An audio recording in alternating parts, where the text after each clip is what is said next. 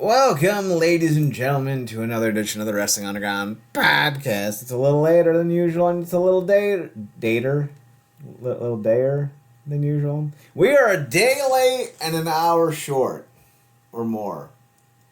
I don't know. Nothing makes sense. I am your host, as always, Chad Porto, and joining me, as always, is the lyrical genius Marcus Green. Marcus, how are you? Good. Lots of wrestling to talk about. So we've been having fun making new versions of Hulk Hogan's theme song from the WWF days, and we won't sing the lyrics we've come up with. I just want you to know that if they ever get posted, you're welcome. It's been a day of music, though, because Swisher sent me a video on my personal Twitter account, Chad Nerdcorp, and it was... It was a TikTok meme song about Red Dead Redemption 2. So today's been big for me for fun fan remixes of fun songs. So Shout out to Swish. yeah, it's been a fun day. Wednesday fun day, you know what they say. We are days away from All-In in London. The crew's already out there. I don't know where they were at tonight for the tapings for England. My guess would be like the O2 Arena is in air, so maybe Wembley Stadium. Now I know a lot of people are gonna be like they weren't in Wembley Arena. There's a Wembley, like a indoor Wembley Arena that holds like 10,000 people. TNA used to run it when they were doing the UK shows, and I wonder if that's where they're at tonight. I could just look it up, but that feels like a lot of work. Marcus, how the hell are you? Good, man. Excited to talk some of that wrestling. And yeah, still thinking about them the remixes we came up with. I would imagine as soon as you said I gave imagery for the audience, I was like, imagine if Boone and Yost came up with some songs for that racist coach with the banana.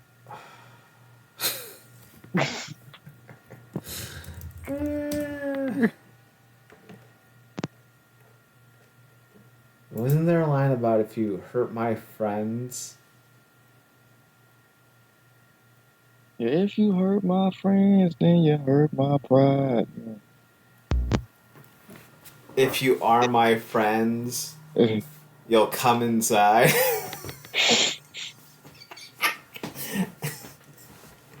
I gotta lend a hand. It don't help to hide. I'm gonna lend a hand, but only if you're white. Yeah. Ooh.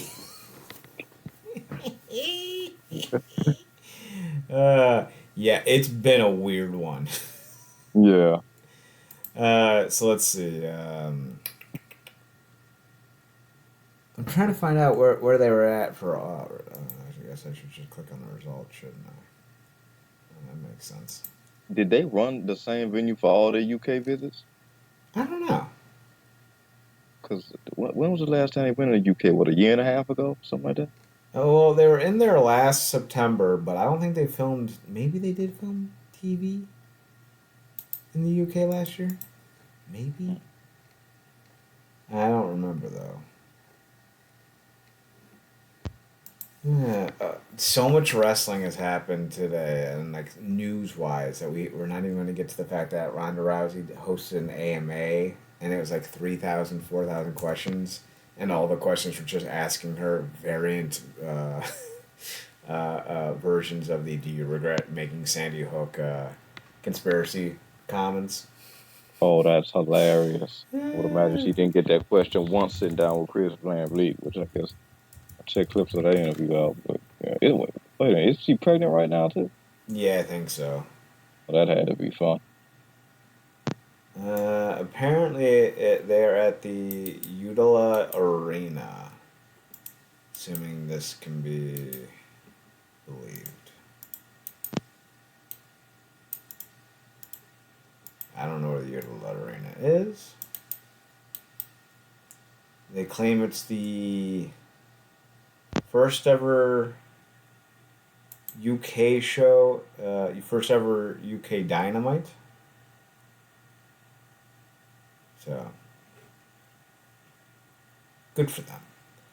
Eula Arena in Cardiff, Marianne St. Cardiff. I don't think this is the arena I was thinking of. Metro Arena. No, this isn't the one I was thinking of. It's in Newcastle. So AEW's doing their thing. They have All In this weekend. I'm not over the moon about the card. But part of the issue is I'm not over the moon about the roster. And that's just kind of the big issue. We'll run through the card real fast, and then we'll make our predictions. Chris Statlander will take on Will Nightingale. Oh, I'm sorry. Oh, this actually has my attention. It's Chris Statlander and Stokely Hathaway versus Willow Nightingale and Tomohiro Ishii in a mixed tag match. Woo! That's awesome. The winning team will pick the stipulation for the All Out event in September, which is like 2 weeks away. They need to not do that.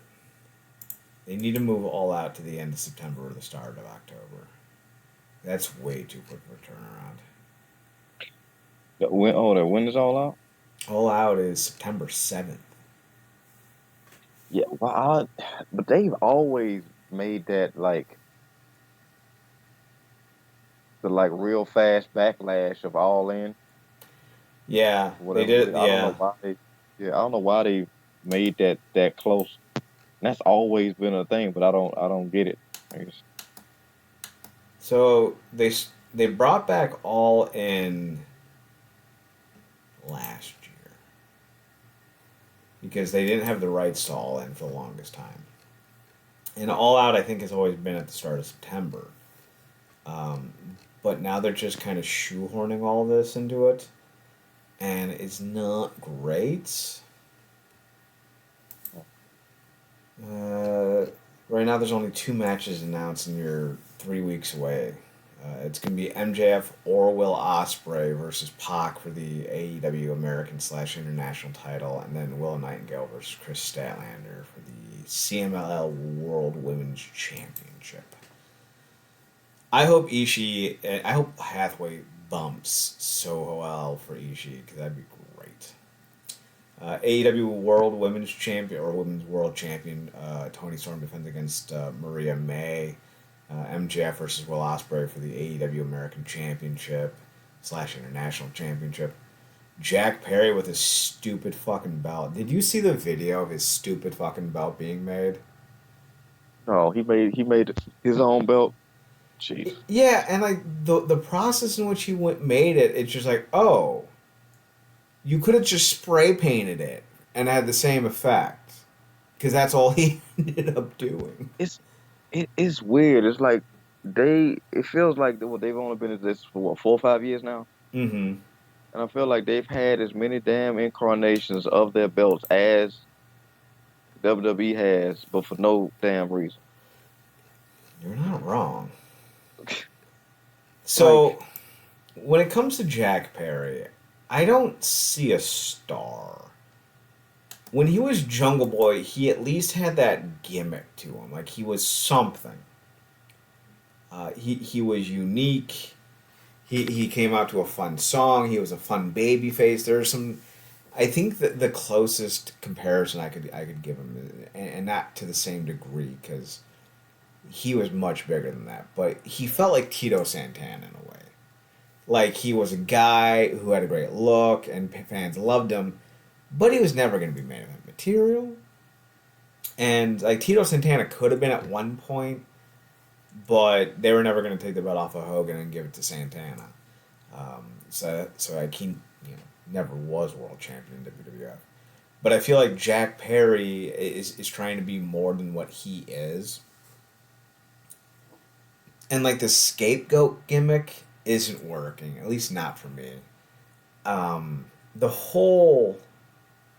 What are they called? Like the Young Bucks and Okada. Is it the New Elite? I The new, want to say it is. But or maybe it's just the Elite.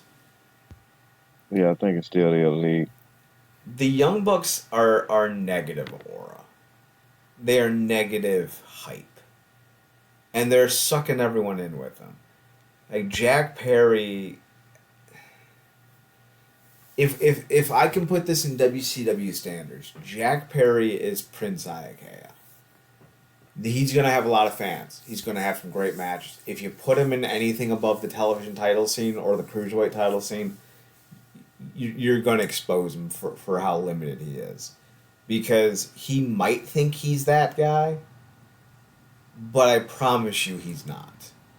I don't want to go as far to say that he is who he is because of who his father was, but I will say that if it wasn't for his father, he probably wouldn't have debuted in AEW. At least not when he did. I feel like the Jungle Boy shtick had legs. They could have gone a lot further with it. He needs a manager because he shouldn't be on the microphone. And there's absolutely no way in hell I'm feeding Darby Allin losses to Jack Perry when Darby Allin's one of the few guys on the roster that can pull a crowd. I don't get it. Look, man, he Sting spent the last of his career propping that kid up. Mm-hmm. You know, and good on Darby because I mean, and look, he put his body on the line anyway, but he was definitely gonna make sure that he took all the bumps that Sting had no business taking, and to Cream Sting's credit, he probably took more bumps than he needed to. Um, but he went out like a rock star, so kudos to the OG and the legend. But yeah, I mean, I guess I got to ask you, coming off all that what you just said about him, how much of the momentum did he have that you actually liked when you did like him because he had Marco Stunt and I was finna call him the Funkasaurus. Jesus, no, the Luchasaurus. Zero. Luchasaurus and Marco Stunt, I thought, held him back. Mm. He had like his attire was great because like he had that like George of the Jungle aesthetic, and like Oh yeah, who didn't love Brendan Fraser in George of the Jungle, but like the music was great. I forget what the name of the song was, but it was it was an old pop song from the 80s, and like it was great, and like he just had this like real big babyface vibe about him, and it worked. His heel gimmick is like a 14-year-old trying to write edgy poetry. I ain't buying it, Nathan. You grew up in a mansion on the south side of Beverly Hills. You had 4 butlers who had their own butlers. You've never known struggle except when you realized you had to Instacart the next batch of ho-hos to your house. And I'm supposed to believe you're this tormented soul? Fuck you, you're not. Now, yeah, I'm not saying that he hasn't gone through some traumatic shit. You lose a parent that you're close to. That's gonna hurt, right? Like anyone who's ever lost a parent or a really close relative will tell you that that hurts. Like that's not a fun thing to go through. That being said, I don't buy him as this hardcore, you know, eating glass, piss and blood type of hardcore deity. This violent, you know, almost demigod of violence. This evil perpetrator of cruel things. This goat-headed antichrist. The scapegoat. You're not. CM Punk punked you out after he quit. CM Punk punked you out while he was quitting to his boss. CM Punk punked you out, and you got suspended. And your company has tried to make you look hard ever since. But man, I don't know if you ever seen it. Jamie Kennedy was in Malibu's Most Wanted, I think it was called, hmm. where he was trying to be like a hardcore gangster rapper. Oh yes, oh yes. This is the Jack Perry equivalent of that. He's trying to be this hard edge dude, this anti punk punker, and I'm just Yeah, like, brother, you listen to musicals, I bet. You And it's generally tip-tap-toe to high hopes. You yeah, you it's think you think chocolate milk's spicy, bro. it's funny you making that comparison with Malibu's Most Wanted, like a the fake white toast, fake ass white boy trying to hang with real thugs. Mm-hmm. Because he's going to get somebody that's literally nuts. Yeah. And we talked about it. Dating, first of all, dating Gigi Dolan, I would imagine has to be his own unique thing. But of that pair, he's the off kilter one because I think we mentioned uh the story. I think she told somebody else about he had put some hot sauce in his ass Yeah. and then or in his balls No, and then he put hot sauce on his rectum. yeah. So that he got kennied in real life by a bus Yeah. And then and he then wrestled like 2 weeks later. I just saw a video. The fucker jumped his house in a suburban Yeah. or something. Yeah. Oh, So by you the imagine, by, just so you're aware, Darby Allin is a straight edge motherfucker. He does not drink. He does not do drugs, apparently. So he's doing all this shit sober. Like Jeff before and Hardy's, after, because I mean he ain't on painkillers either. yeah, Jeff Hardy's goofy out of his mind all the time. Darby Allin's like, I'll do that shit sober. Like, you're literally going against somebody who literally lives their everyday life like they ain't got nothing to lose. But Yeah. it always cuts promos about how he basically came from nothing, but he literally lives his life like he still has nothing. And it's clearly getting paid well. It's a interesting thing. And this is me asking, I guess, the Booker and you. Do you think because he turned heel before he got into it with Punk, correct? Yeah, if I remember correctly, because he turned Yeah, because heel. He was feuding with Christian and Luchasaurus, and then he turned heel by attacking Hook, I think. yeah, yeah. So that happened. So me asking the Booker and you, do you think? I guess leveling out the roster, looking at where certain heels are facing, where do you think it was easy to turn him heel because he was never going to catch up to the level of babyface that Darby and Orange are? That's a good question. I think when you turn someone heel, if you don't do it for the right reasons, you're doing it because you either think it'll make them more edgy or you're out of ideas. One of the almost pure obvious this was a bad idea heel turn. Like when you think about it, damn it, I just lost who I was thinking of. I was scrolling through the All Out card from 2022, and I forget exactly who I was thinking of. Because I saw all the names in the six-man tag between Darby, Sting, and Miro versus the House of Black. I'm like, oh, yeah. I forgot who I was thinking of. I had this Cody, big spiel ready to Theory. go. What can happen when you turn someone heel, though, is you almost stunt them. If you're doing it for the wrong reasons, you end up stunting them. They don't continue to grow organically because then they become this type of character. It's one thing when you have a great storyline. It's Bobby Roode. It's one thing if you have a great storyline. But when you turn someone heel and almost fall into expected tropes, they don't grow. Now, it's hard to be a face forever. I think 3 people did it, and maybe even only 2, because Dusty turned heel after he was wrestling. Sting and now Sting had 2 runs as a heel, granted, and Ricky Steamboat, but they're kind of personified as the iconic always babyface duo. Steamboat didn't really grow much as a character, but he jumped around enough, I think, that people never got bored of him. Sting grew as a character. He was constantly reinventing himself, which allowed him to stay as a very impressive face for most of his tenure. When you do it wrong, though, when you do it for the sake of trying to get someone over and not because the story demands it, I think you end up like stifling yourself. There's a lot of people who to this day seem to think Bobby Roode was a great heel and a great champion, but he was boring.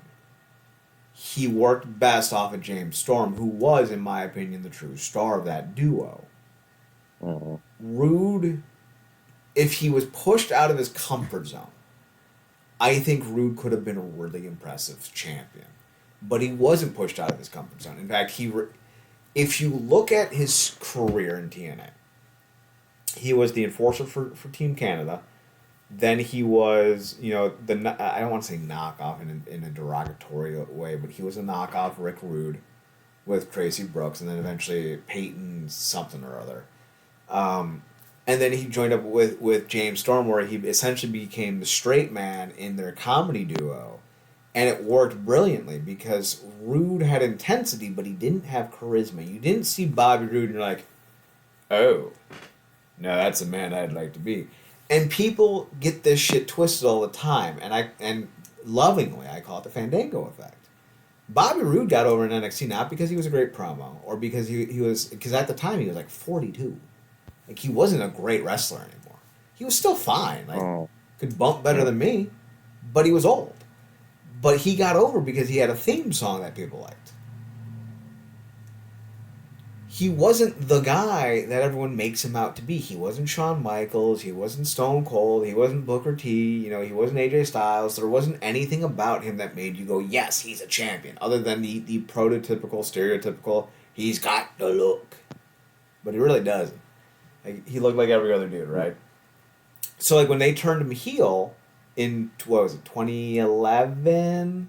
When he beat James Storm to win the world title, they really just sent him back to his 2007 persona.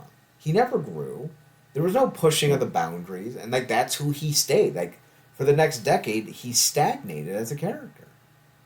And I feel like Jack Perry's about to do the same exact thing. Quick caveat on that. Do you think he garnered more charisma as a heel when they put him with Aries and they were the dirty heels? No. I think Aries did the same job Storm did, where he carried it. But even Aries, like, he was not the vocal lyricist that some people wanted to make him out to be. He succeeded when he was a certain type of personality in Ring of Honor, because there wasn't a lot of those personalities. But when he started to come up, I feel like Austin Aries and Joe Hendry have a lot in common. They got hot at the right time, but they didn't have sustainability. And I think when they paired up Aries with Rude, they did the best thing possible of putting two very good hands together, where one was very good with being intense and one was very good at working the mic, and it allowed them to cover up each other's weaknesses. It's the Road Warrior effect. Neither Hawk nor Animal, at least in this specific instance, Hawk or Animal, neither one of them were great workers. And Animal wasn't a great talker, and Hawk didn't have the presence Animal did. So they made up for one another when they were on screen. There was a great duality. That they were the perfect puzzle pieces for each other. Not to the same degree. That was Aries and Rude. Perfect puzzle pieces forever. Gotcha. Okay, one more quick question before we move on, obviously. If Rude is the bad version of doing the heel turn wrong thing, on the other side of it, because I know we always reference this as one of our favorite things, of course, who this person turned heel against. Would a good example of turning somebody heel and to have them carry momentum, would that be when Batista turned on Ray? Yeah. I would, yes, because he was a different kind of heel. The first time around, he was the silent bodyguard who would just do what he was ordered to do. He didn't, and even, that was the second time, actually. Because the first time, he was a silent bodyguard who did what he was told to do. It was really just a lateral move for him. But when he turned heel, he that was the beginnings of Hollywood Batista, if I remember my dates correctly. And I think that led into his feud with John Cena. Mm-hmm. Came out wearing jeans. You come out here, you're giving those hugs and kissing babies. And he's out here looking like $10,000. Granted, more like a $10,000 Kohl's card, but still. But, like, that's a great example of turning someone heel, because he didn't go back to being a silent bodyguard. He held Ray's head in his hands and said, you were my friend. and you stole this from me. Because he became all about himself. He became a selfish, egotistical, narcissistic heel. Now, granted, it's not an original idea for a heel, but it was original for Batista. Like the dichotomy of heroes and faces in pro wrestling are minute. Like there are small examples, and like generally speaking, you need to have a look, a hook, or a character, and that separates you because a heel is always going to be a nasty rah, rah, rah, rah, rah, type of person, and the hero's going to be like we can do this type of person. So like the variants are there's like maybe 3 variants of a heel in the face, right? And it's the minor details you put into your specific character that makes you a specific type of face. And all Jack Perry is a less impressive version of a 2003, 2004 IW Mid-South Ring of Honor version of CM Punk. But without the charisma or the mic abilities. Or the wrestling abilities. He's got good hair, though. He's got that going for him. Yeah, can't lie about that. And kids got a good mane on them. But yeah, it's interesting talking about like this the hook, the look, and the what you said, the crook, the hook, the look, and the hook, the look, the crook. Yeah, that's good. That's good. That's a shirt. But yeah, like it's funny because obviously with his retirement coming up, like hindsight being 2020, I wonder like what would it looked like if they actually went on ahead and pulled the trigger that they were thinking about when Cena was supposed to go heel or whatever. That he had everything because you almost can't see it because like one of the worst things he ever did was when he like looked into the camera constipated. You remember that? Yeah, I do. Yeah, I remember that. I'm like if that was foreshadowing, like we dodged a serious bullet. But yeah, like you said, going back to the jungle thing, you can't hand Darby no loss there, and Jack's the a-hole, you know, scapegoat thing now, so he can afford to take a loss and just keep bugging people. If they had turned Cena heel and made him a bully who never lost and gloated about it, they would have made money. Now I get why they didn't, and like Make-A-Wish, merchandise, tickets declined, ratings declined, advertisers declined, pay-per-views declined. I'm just saying you could have made up for it on the back end. That being said, one quick thing about Cena. I hate this revisionist history that fans online, especially like the what are they the Instagram farmers, the Twitter farmers, they're farming likes and impressions.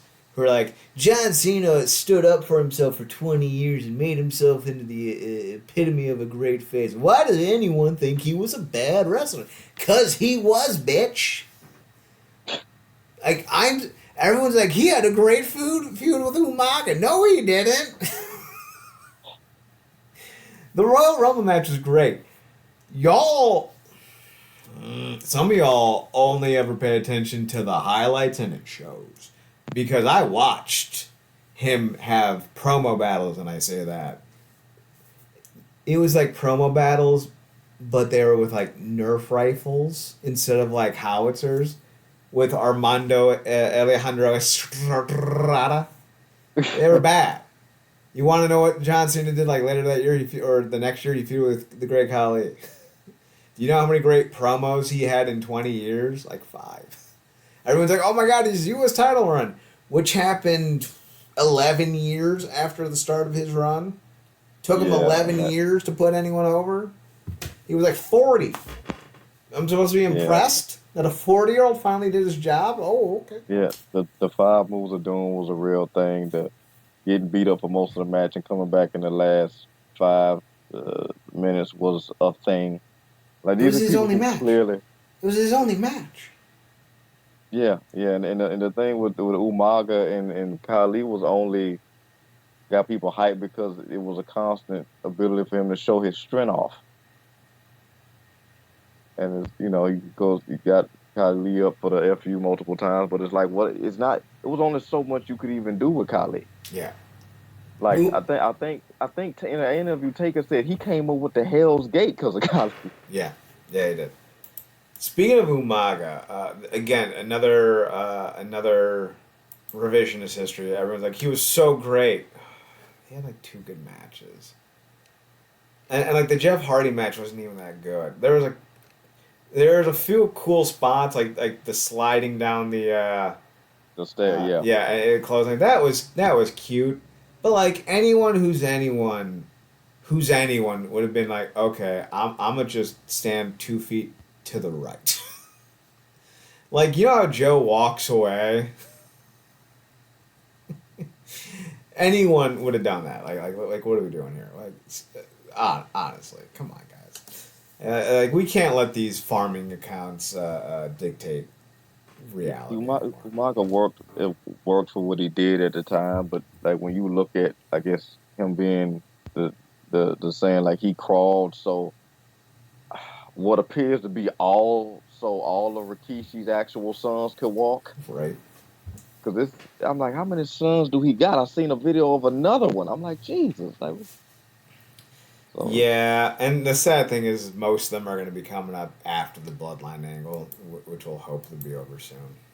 Speaking of hopefully over soon, I don't know 2 wrestlers I care less about than Mercedes Moné and Britt Baker. I knew Like, you were gonna say that. I knew those were the two. Those were the two. there was a time, and I don't know what happened, where Mercedes Moné was a highlight for us. I don't know if you feel the same way about her in AEW, and it's not because she left the WWE, because we're not fetishists by any means. We're more like TN are anarchists, if we're anything. I feel like Mercedes Moné is what happens when you let a director make a movie without any guidance. Sure, it might be good. It also might be a contrite, overblown, self indulgence tour de force of unsufferableness. Yes, she's supposed to be a heel. I think. She's supposed to be, self involved. But there's almost a reality to it that makes it unbecoming. It's almost like if Hulk Hogan were to play a racist, it's like, but are you? But are you playing? And to find out that she's divorcing her ex and whatever reason that is, like, there's just a lot going on. Yeah, The stuff that happened with the WWE, like the way she talks about her, a lot of it just feels like she's not playing a character, and it's a big, and I don't mean this in yeah, a like a sexual way, but it's a turn off, right? yeah. Like, you It's just feel like like this. she's not playing a character, and it's like, oh, okay, are you really a bad person? Yeah, it's not a projection thing for a character anymore. It feels like you're watching somebody buy into their own hype, and it's like, Which, and now, to be fair, is my exact sentiment about Britt Baker. 1 to 1. yeah, The it's like two personalities shitty might be versions of it. different. Yeah, the personalities might be different, but they're both on this list for the same reason. I don't think Britt Baker's a good person by any Yeah, it's means. weird. It's weird because Sasha does it in front of us on screen with the character, and then we just hear about Britt doing it backstage. Eh, so it's like looking in the mirror. Honest to God, I may just post a meme of Mercedes' face and Britt's face on top of the 2 doinks from WrestleMania 9. I don't know if you remember that. Doink the Clown took on, I don't even remember who it was, Razor Ramon maybe? And they used Doink used a copycat to win, and at the end they did like a mirror gimmick, and it's a real iconic moment from a really bad show. That's what I want to do at All In when they have their inevitable face off. I'm gonna screen capture that and edit it. I may put their faces on Doink's body, or I may put Doink's body on their faces. Like, I'm not sure what's gonna happen, but I'm gonna make it, and it's gonna be great. It's gonna be awesome. Yeah, I don't like these two, and I don't care about this match. I don't know anyone who does like these two, and I don't know anyone who does care about this match. Now, you can be the first person to care about this match and these people. Like, I don't want to say that you can't, because obviously you are your own person. And I never want anyone to feel like they can't be who they are. So if you care about this match, fantastic. It was Crush, by the Yeah. way. It was Doink the Clown and Crush. Oh yeah, yeah. It's weird. That's a great uh side conversation to go off about Sasha because you look back and it's like, okay, you've seen a maturation through NXT. course, the NXT Brooklyn match with Baylor was special, and then got to the main roster, and then that was the whole thing. But like you look back on it, and then you see her now, and it's like she's evolved to the point where, like you said, it feels like she's 100% buying into her own hype, and she's flaring it where she's becoming in real life the character that we're supposed to be buying week to week. And it's like now you're almost sitting back and looking and thinking like, was she overhyped when I liked her? And I then that makes me think back, like looking at the four horsewomen, like did I have her ranked wrong? Because I feel like we've seen more variations with Becky and Sasha, and to a certain degree, Charlotte. But I feel like of the four, her and Sasha, Charlotte and Sasha are probably the ones who haven't really like changed a lot at all. I think that's interesting. I think of the four, Sasha may be the best in ring worker only because she takes the more risks, and Yeah. especially with women's wrestling, you don't see that a lot. So like, it's kind of like how Rob Van Dam was a huge deal in 1999, but if he were to be 28 years old in 2024, he'd be pretty bland. Right now, Because of the field. Yeah. yeah, right now, Sasha Banks is in a field of women who aren't as athletic, or at least weren't as athletic. You look at some of the women in NXT, you look at Jordan Grace. Maybe that's no longer something you can hang your hat on because they're like, who is that? Lyons, is that her name? And then you have Sol Yeah, Nikita Rocca, Line. Yeah. Nikita Lyons and Sol So Rocca. Like they're doing some wild stuff. So like Sasha Banks no longer can just hang her hat on being the more crazy of the four to get over. Bailey has had the biggest character development. yeah. Becky's had the biggest ceiling as a draw. Charlotte's been your steadiest hand when she's healthy, and Sasha's been your more dynamic of the four. Like she's always had the bigger personality and was more unique in that regard. Of the four of them, though, I don't think any of them has lived up to the lofty expectations that we've dubbed them with the four horsewomen. Charlotte's not a draw. She is who she is because she is a carbon copy clone of her father. And she can be mad about that. But when you embrace every identifying marker that your father had and you make it yours, that's all you'll ever be. You are always going to be in your father's shadow. It's why Dustin was so adamant about being Goldust. He didn't want to be Dusty's kid. He wanted to be Dustin Rhodes. He wanted to be Dustin Runnels. He wanted to be Goldust. Bailey, I think, of the four, has had the most impressive career so far in the fact that she's in relevant storylines. She's had some good promos, and her face and heel turns seem to matter. Becky Mm, has had the biggest run, I think, of all four of them because she's main evented WrestleMania, I think, more than any other woman. I could be yeah. wrong about that. She's a big time legitimate draw. She's not the best of the four workers. In fact, I think she's the worst of the four workers. But she took a spot that Nia Jax screwed up and turned it into a career. Right? Like that Yeah. before it was Donald Trump staging an assassination attempt, or didn't stage. I don't know. It seems sus. There was Becky Lynch standing in the stairwell with a Uh, broken nose, going, "What?" yeah. Yeah. And it's interesting enough because of the four, she was the last to get called up, and she was also uh the the only one coming out of NXT that hadn't won the NXT Women's Championship. So it was interesting when she eventually did win it recently and actually did what I don't think Charlotte did, which I guess was the intention, was actually got an NXT talent over when she won the title. Mm-hmm. Um, with Live Valkyria. But yeah, that's that.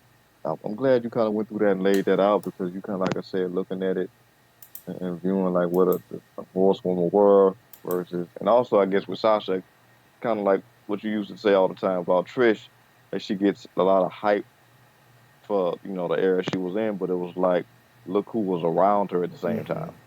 So I Mm-hmm. wonder if during the time when Sasha and them first came in, they got a lot of hype because they were coming in against like the Bellas. Yeah. And they came in like on that tail end of that real divas, give divas a chance deal.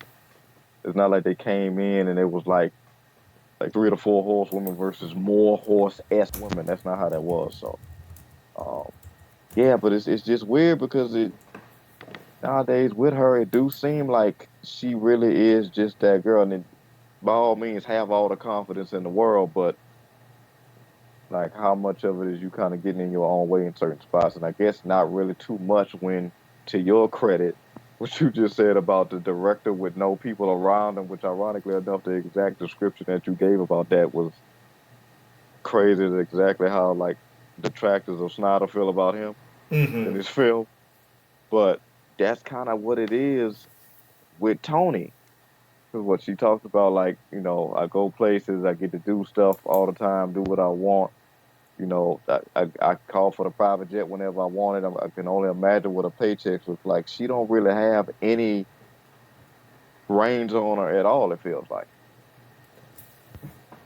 And that's part of the issue with AEW, right?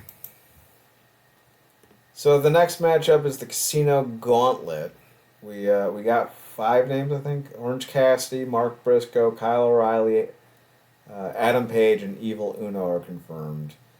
There's going to be 21 participants, and the winner gets a AEW Championship match. So we'll see what happens there. Jericho versus Hook for the FTW title in a last chance match. I'm just gonna say it. Like, it feels like all these dudes are stuck in the same. Like, Darby Allin's going for the TNT Championship again. Like, Hook's going for the FTW title again. Just put Orange Cassidy in the what was the belt he always had, the Intercontinental, the Continental Championship. Just put him in that Yeah, match because it the seems like these international, guys, yeah. the international, yeah, because it seems like we're just not moving guys around. Like, criminy. Like, it's Yeah, just redundant. I don't care if Hook wins or loses. Honestly, I love Hook. I think Hook's gonna be a star if he can be yeah. promoted and booked correctly. But like, beating Jericho, I don't think is a thing that matters anymore. I It think what don't. would matter more is if Hook actually moved up and faced like MJF and won the American Championship, whatever the fuck we're calling it, right? Or beat Jack Perry for the TNT title. I don't think he's ever won that. Like, we need That's to where it should start go like moving next. guys up. What was that? Yeah, I mean, that's where, I mean, that's off to you because that's what kind of where he needs to go next. Mm-hmm. Imagine what it would do for him, you know, MJF talking all this garbage and whatnot. He comes out on the ramp and Hook's just choking him out one week. Like, that'll do more for him than beat Jericho. Jericho is like things I'd rather do. Like, I'd rather get transported into like a TV show and sit down and listen to an hour worth of Bill talking about Lenore than anything with Jericho. He's washed. It's over. You're done. Like that line from Priest or freaking Cornette, thank you if you buy. Like, go do another cruise or do something else. Tour with your band. Like, you and this horrendous body. And I guess to him, he still think he's in a position with yet another faction that is only getting worse every time they do a new one. That he's somehow helping these guys get over. I am so disappointed by how they're using Brian Keith right now. Like, he had such a cool look. He had such a unique kind of vibe to him, and they just made him a hired gun. And it's like, man, like, what are we doing? What are we doing? Speaking of what are we doing, there's going to be a 3-way match for the AEW World Tag Team Championships. It's going to be the Young Bucks versus FTR versus the Acclaimed. I kind of agree with the sentiment that the Young Bucks and FTR and the Acclaimed are just heatless. They're not doing anything to reinvent themselves, at least not enough. The the guys at FTR, like, they're not good dudes. Like, Cash Wheeler's hang on. Yeah, Cash Wheeler's a scumbag. Like, this dude pulled a gun on somebody in the middle of a freeway. Like, he's a bastard. Bad things should happen to him. Like, Max Caster's a piece of shit. The Young Bucks are not good leaders. And I'm supposed to care about these teams? Why? I love, I've been singing the praises of Anthony Bowen since, 2017? I adore Anthony Bowen. I think he's shoehorned into a bad tag team right now. He deserves better. I don't know how, because the concerns I have with Jack Perry or Bobby Roode or what have you are the same concerns I would have about Anthony Bowens. Great look, tremendous athlete. He has that stereotypical John Cena All American marketability, but does he have the John Cena charisma? And we're going to talk more about this when we talk about Joe Hendry.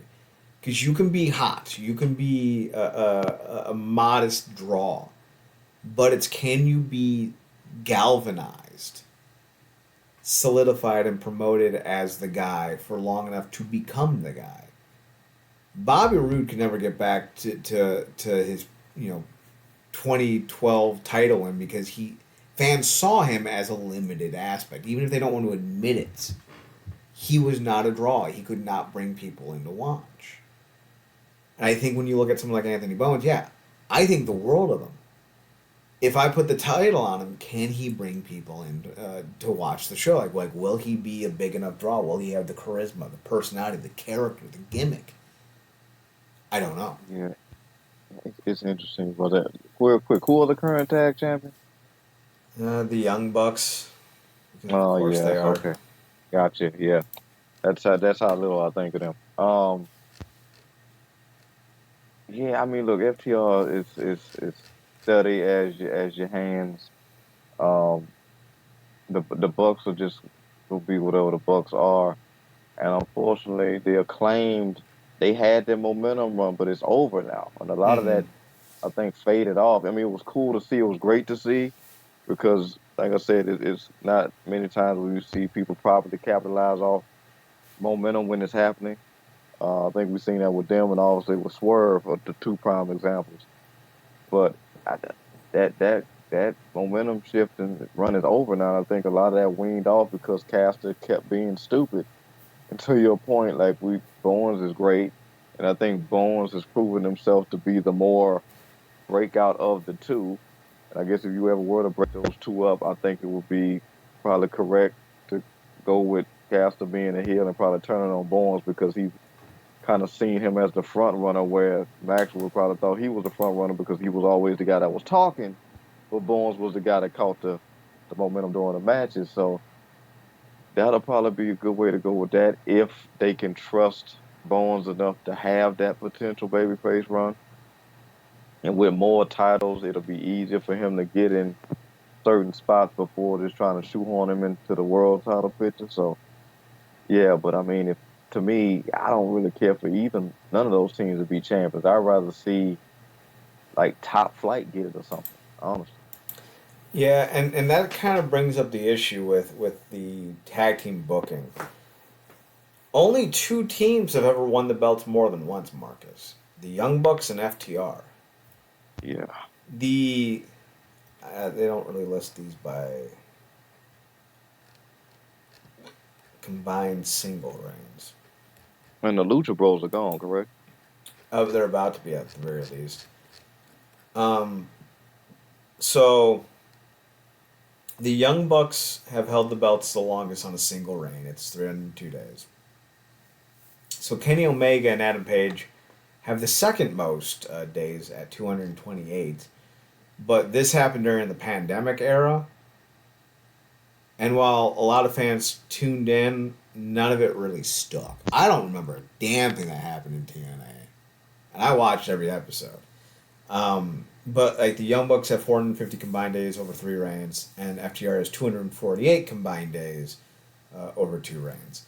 But then you have Omega and Page with 228. Jurassic Express, which was Jungle Boy and Luchasaurus, had 161. The Acclaimed, who I feel like always have tag belts, but it's probably always just the trios belts, have 140 days. Ricky Starks and Big Bill have 123 days. The Lucha Bros have 122 days. SoCal and Censor had 83 days. Swerve and Our Glory had 70 days. The Guns, Austin and Colton, 56 days. Sting and Darby Allin, 25 days, but recognized 26 days. So, when you think about this, like when you look at the tag team title scene, the criticisms aren't unfounded. The 2-man tag titles have been basically just devoured by two teams for the last 5 years, and people don't like it. Like, you're not creating other teams. Like, people don't seem to really care. You never went back to SoCal Uncensored. You never went back to the Lucha Bros. You never went back to Swerve in Our Glory. It's always just been kind of the same repeating guys. Like, whenever a team gets over, they hold the belts for a little bit, and then they either end up losing to FTR or the Young Bucks. And I think when that's kind of the situation, it becomes pretty hard to say you have a great tag team division when you're constantly going back to the same well, and a well of guys that aren't exactly popular. Like, I get why the Lucha Bros want to leave. I do.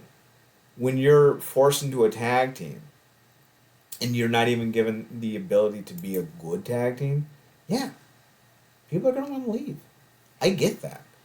And when it comes to like the trios titles, I think those are more prestigious right now than the 2-mans, and they've only ever had one champion repeat, and that was the Elite with Kenny Omega and the Young Bucks. But like Death Triangle was a better tag team than the Lucha Bros. House of Black was pretty accomplished. The Acclaim with Billy Gunn. The Bullet Club Gold / Bang Bang Gang, which is the worst name in the fucking history of wrestling. Like they're doing more to build up storylines because they're not being bogged down by having to carry two unimpressive, just not great personalities in the Young Bucks and in FTR. They are. If they weren't at the top of the company in the Young Bucks, they wouldn't be where they are. They don't have the charisma, they don't have the personality, they don't have the look. They're decent athletes, and they can put on a tag team match, but like once you've seen one Young Bucks match, you've seen them all. So like, I don't see them. They're not helping the tag team division. They need to get off TV. Yeah, it's funny. They're doing the opposite of what Cody did, and they should be doing what he did instead of take themselves out of the title picture. Yeah. Um, and yeah, I mean, in the trio styles are only going to get better now that they're with a guy who would wear a turtleneck referee shirt Right. and freaking blow the count by spearing the guy that was getting up. Like it's everything Christian is doing is brilliant. But yeah, yeah, they do need to get out the tag division and get some new guys there. But again, it's even weirder too because they still running this in charge thing, even though we know Khan is back. Mm-hmm. Like I think it was Alvarez I was watching, Brian Alvarez, who was saying like that the situation makes no sense because they took him out, ran things their way, and then Khan came back and they're still running that same play.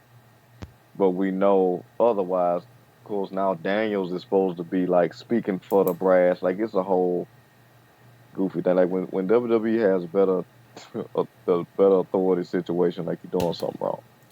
Uh, Yeah. Yeah, it's time to say goodbye to the Young Bucks and the Elite as a whole. Now, maybe you don't fire them, maybe you just take them off TV, but they're holding back town. They are, I don't even want to say minus the racism because I don't know them. They're pretty yeah, bigoted. The Young Bucks are the Hulk Hogan's of AEW. So, speaking of people who seem to know what people like, and I'm not going to say it, but Christian Cage knows how to touch a fan base. Just fall of the year. like, I'm not gonna say it, man. I'm not, because like it's just Christian Cage is the best villain right now because like every time he says what he says, you're just like, oh god, what the fuck. The demeanor, the turtleneck, the stuff that he's done and said, the stuff with Edge helped. Like most people don't get this type of run this late in their career, No. and like it's been really cool to see for him because he's one of my absolute favorites. And the fact that he is like really redefining the concept of thriving, doing less with it being more, like it's like he's putting on a clinic every week. Christian and Adam Copeland slash Edge were the two best things AEW had. And that's not even like, well, they're just still WWE guys. No. I mean, they gave them significant backing. And Christian's been used as well in AEW as he was in TNA. And Edge, Adam Copeland, seems to have a fire in AEW that he didn't have the last few years in WWE. Now, I think part of that has to do with the fact that WWE was just poorly using him. But also, it really just seemed like he had that next step in AEW. And it worked. So, like, not having Adam, not great. As far as Christian Cage, though, I'm going to be very intrigued to see how this four-way trios match goes, because that's 12 dudes. It's the patriarchy, which includes Christian Cage, Killswitch, and Nick Wayne. Which, by the by, Nick Wayne is everything Jungle Boy was supposed to be. The Bang Bang Gang, which is Juice Robinson and the Guns, Austin and Colton. House of Black, which is Malachi Black, Brody King, and Buddy Matthews. Pac and the Blackpool Combat Club with Claudio Castagnoli and Wheeler Yuta. What I will say this is, I don't know what's going on with Malachi Black. I don't know if he's sticking around, if he's going. But I will say having the House of Black be in the Trios division and focusing primarily on the Trios championship legitimizes the Trio titles. Like, I really do think they are a necessity going forward. They got the hottest thing going. Like you're absolutely right about Nick Wayne being everything Jungle Boy was supposed to be, and the fact that technically his mom is the third Trios champion. Which is great. Which is that is great. hilarious. Oh, it's brilliant. They like one of the best things going in terms of a faction in all the wrestling right now. Like you said, House of Black is just better together. Hopefully he stays. Um, the Guns have grown on me. We've always been fans of Juice. And then the Blackpool Combat Club is interesting, and getting Pac involved in that has been a intriguing addition with him obviously eyeing that what it is, the continental title or the international situation. So yeah, but just you listing off the competitors and the storylines in that, particularly with Christian, already hotter than anything we talked about with the tag team. Mm-hmm. So, Agreed. Main event is Swerve versus Bryan Danielson, title versus career. Now this is gonna be interesting because like Swerve wins, you set up All Out with Hangman. Hopefully that draws a sellout. You're good to go. But also, this is like Bryan Danielson's long said that this is his last full time year in wrestling, but he's also never going to fully retire. So I don't know if you do this, if you have Hangman win the Battle Royal. Maybe you don't need Hangman to win the Battle Royal. Like I don't think him losing would be the worst thing in the world if you do it right. Like especially if you have like Orange Cassidy win. Now maybe it's not the marquee draw, but if you tell me Bryan Danielson's wrestling Orange Cassidy at All Out, I'm showing up. I'll watch. for the strap. Yep. For the strap. It has to be. Bryan Danielson cannot wrestle at All Out unless he wins the belt. Oh yeah, right. Duh. Yeah. Um. Yeah. But like you can do like any number. Orange had a title shot for the world title. I think Orange has. I think didn't he wrestle Jericho and Jericho was champion? I want to say he did. I'd have to go. You'd have to look into that check because I always feel like he's been in and or around the international tag. He's either been champion or vying for it. Mm-hmm. So yeah, that'll actually be really good. That'll be really good because the tricky thing is, I don't think necessarily it might be too soon for Swerve to drop it, but we can't lose Brian, and they put together an insane video package for him on like the Dynamite before last. That was actually a quality Dynamite they put together. Uh, it sucks, but time's winding down. He can't do it forever. All the injuries he racks up. Sometimes it feels like he goes too far on certain stuff, but you know, if he's gonna go out, got to go out glorious. And the thing is with Swerve and Hangman, you don't really need a setup. Everything's there. You probably don't necessarily need the title, but it means more now because before it didn't have the title, and now that would be kind of like the little cherry on top for. So you kind of caught in a weird spot. I don't know how they like. You don't want to overbook it, but it's an interesting spot they kind of booked themselves into with that one. I think you just so Swerve I think has done well as a champion. I Yeah, don't think he's done so well that taking the belt off of him is going to hurt him. It's not like he needed more time to establish himself. It's not like he needed more defenses or anything of that nature. I think he's done a very good job with his first run. And while 4 months isn't a lot of time, I don't feel like he moved the needle so much that you have to write off Brian Danielson, to keep him in charge. If this was like say Roman Reigns' title reign, with how impressive in terms of financially and yeah. with the fandom that it was, if Swerve had that kind of title reign and you booked yourself into this corner, you say goodbye to Brian Danielson. I think Swerve has done some good stuff, but I feel like he's wrapped up in this thing with Hangman so much that you almost have to give them that. Like you have to move to Swerve and Hangman at some point for a very long time, and whether it's for the belt or not, completely up to whomever. But I feel like you can't have Danielson lose at All In just to keep the Swerve title reign going. Yeah, yeah, Now you're you not can wrong. pivot right back to him. Yeah, Like maybe you do Danielson at All Out as champion. Maybe around October, November, you give the belt back to Swerve. I think that works. And then do you go do you full on into the page Swerve of it all. okay? But uh do you have Paige screw Swerve out of the title so they can immediately go into that hot?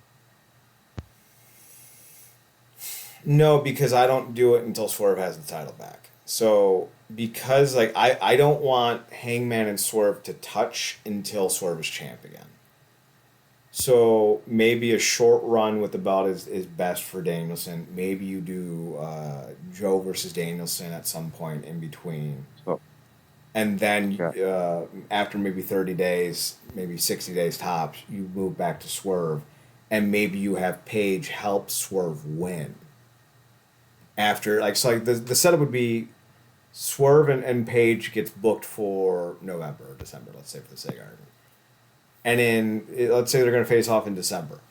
In November, you have Swerve versus Danielson, or in October, you have Swerve versus Danielson, and you have Paige help Swerve win, guaranteeing Swerve gets a title shot against, guaranteeing Paige gets a title shot against Swerve.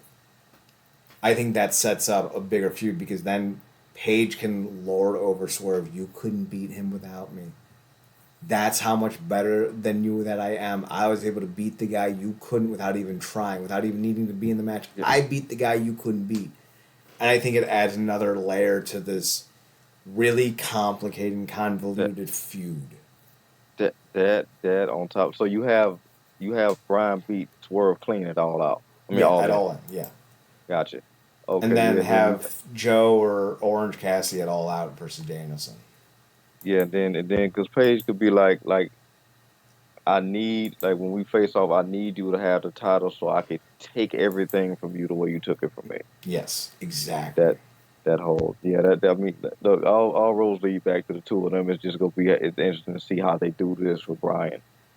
Because they've done a real interesting thing where have both of them. They've kind of been on these I guess like Herculean labor type matches leading up to the match.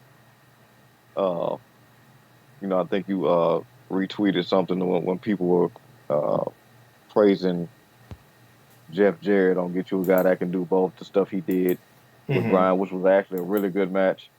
And then obviously I think he did some stuff and I guess Triple A, which we'll get to. But yeah, that's gonna be the conundrum, seeing exactly how they book that. Like you said, I think our interest is peaked for this for the main event there, as it is unpeaked for the women's world title match. Exactly. All right, quickly, because we've been on this for an hour, maybe longer. Hour and five. I got Willow and Tomoro going over on Statlander and Stokely in the opener. What about you? Yeah, yeah. I don't know what somebody tweeted like it. Yeah, I agree. I don't know what Stokely did to deserve this, but he's gonna be in for a Oh, long he's time. deserved it. I got pick one, right? Maria May's going to go over on Tony Storm for the women's world. Got to. Osprey's going over on MJF to retain or regain the international.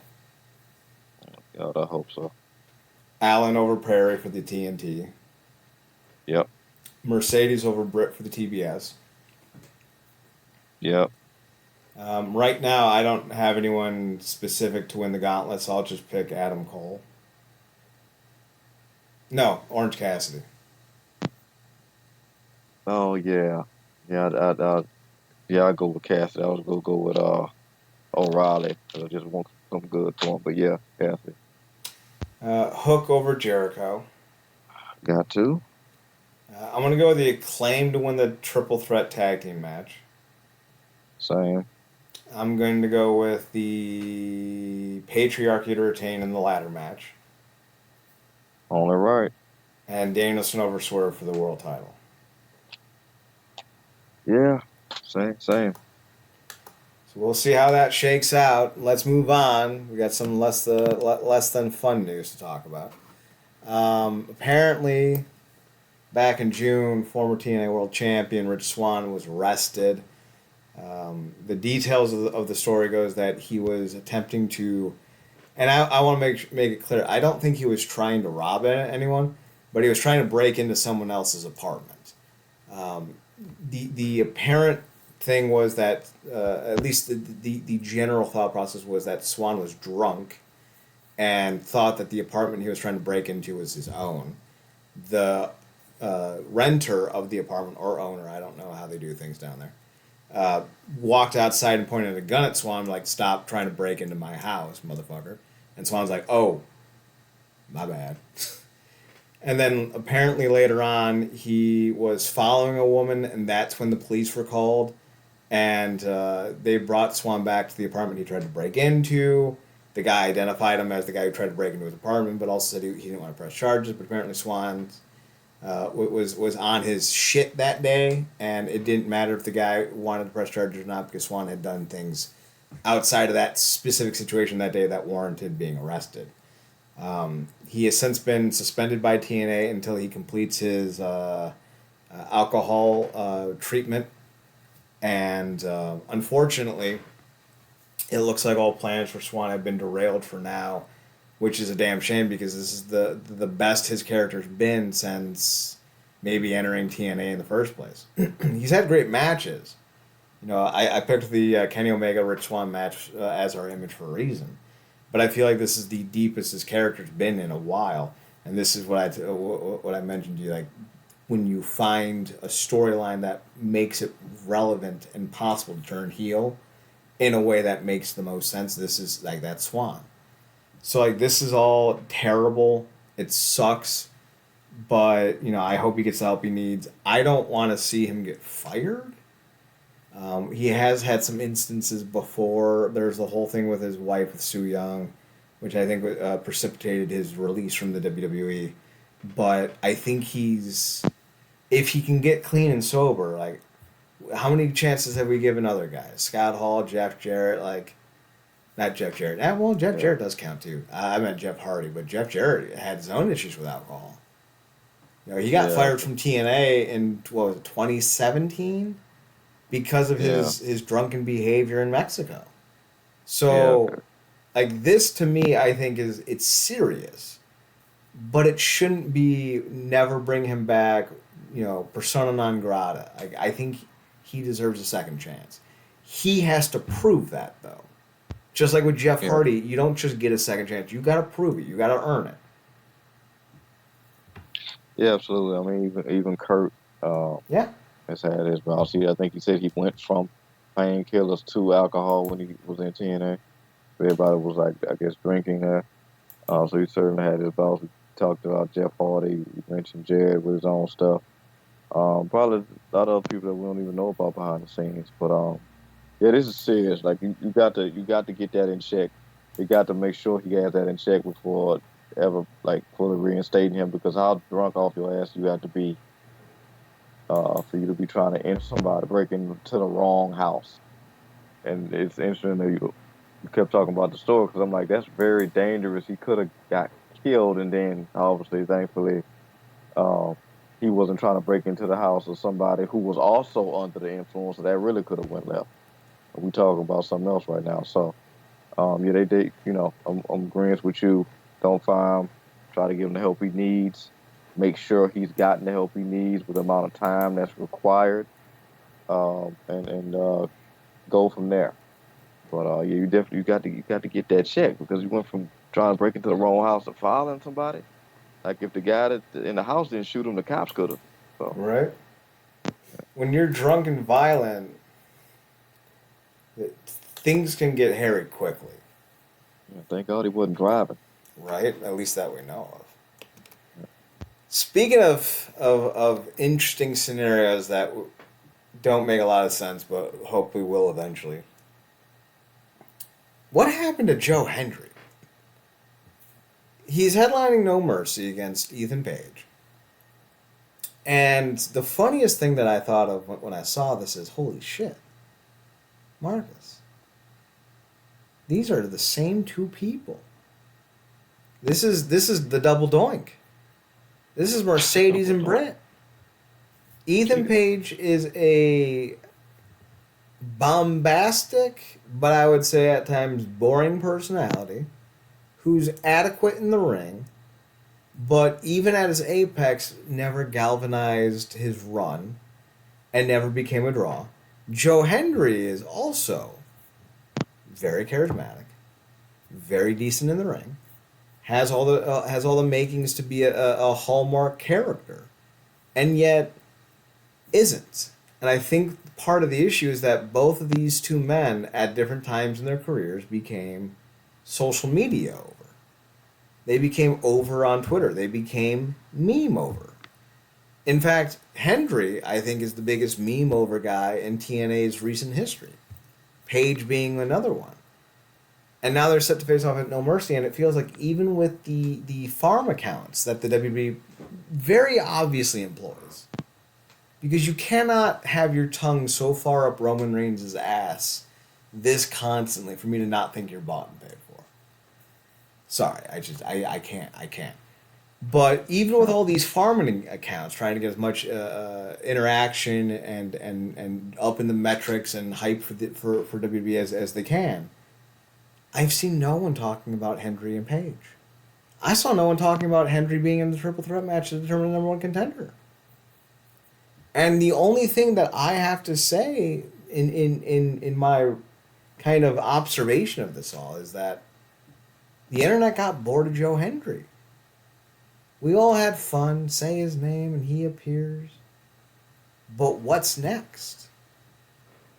I think the problem was that this had legs to it, Marcus. I do. I thought Joe Hendry had legs. I still think he could, but not as this version of him. But what ended up happening was he got oversaturated. Instead of just seeing him once a week on Impact, now we were seeing him 2 or 3 times a week. We were hearing him talked about constantly on Raw and SmackDown. And all the while, he came up with 0 new shticks. It was one thing when he was just on, TV once a week doing his thing. Because you could do a promo, have a match. Next week, you do an interview. It's like between that promo segment, the match segment, and the interview segment, that's 3 weeks of television. He's doing different things. But now he's doing a promo each week. He's doing a match each week. He's doing an interview each week. He's doing a run-in each week. He's being name dropped 60,000 goddamn times. And I'm just sitting here going, but what have you done? And even if you win the world title from NXT, you won the AA, AAA, single A baseball variant of a championship.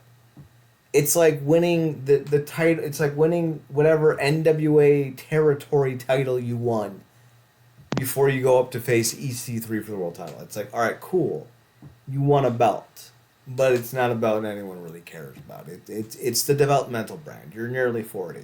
And you're hanging out with college football players and former fitness models who have been wrestling for 6 weeks.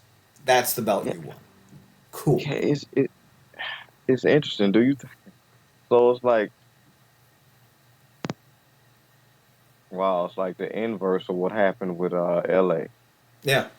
Well, here's the thing. LA, I think, carried over a lot of his TNA fandom.